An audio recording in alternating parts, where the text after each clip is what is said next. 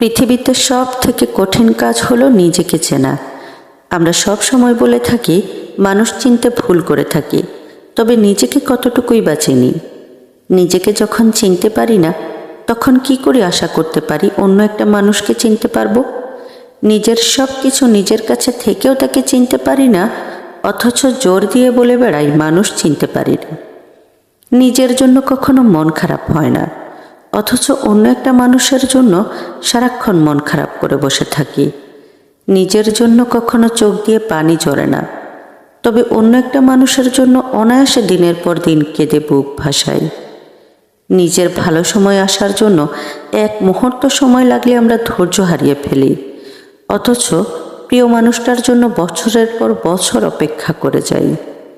নিজের জীবন গোছাতে গিয়ে এলোমেলো করে ফেলি, অথচ একটা মানুষের জন্য সম্পূর্ণ জীবন নতুন করে সাজাতে পারি। সত্যি আমরা নিজেকে চিনতে ভুল করি, মানুষ চিনব কী করে?